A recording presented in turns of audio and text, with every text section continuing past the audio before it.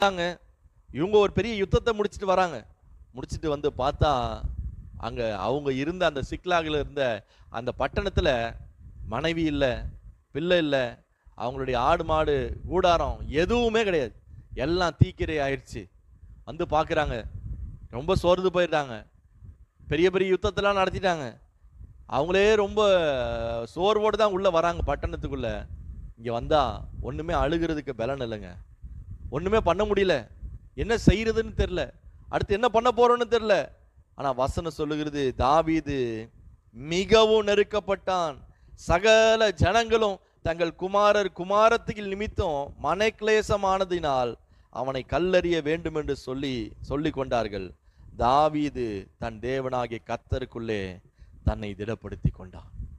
என்ன சொல்றாங்கன்னா, தாவீதுக்கும் இழப்பு தான், தாவீதுக்குமே பிரச்சனை தான். தாவீதுக்கு மட்டும் மனைவி பிள்ளைங்க எல்லாரும் இல்லை. ஆனா இவங்களுடைய நிலைமை எப்படி மாறிடுச்சுன்னா, எல்லாரும் கூட இருந்தவங்க தான் இப்ப என்ன யோசித்துட்டாங்க அப்படின்னா, நீ நடந்த காரியத்தை பார்த்து, இன்னைக்கு நடந்த சூழ்நிலையை பார்த்து, என் மனைவி இல்லை, என் பிள்ளை இல்லை, யாருமே இல்லை, இது எல்லாத்துக்கும் காரணம் யாருன்னா தாவீது தான். நான் தாவீதோடு இருந்ததுனால தானே எனக்கு இப்படிப்பட்ட சூழ்நிலை, இன்னைக்கு அழுகிறதுக்கு எனக்கு பலன் இல்லையான்னு சொல்லி எல்லாரும் சேர்ந்து தாவீதை கல்லெறின்னு கையில் கல்லை எடுத்துட்டாங்க.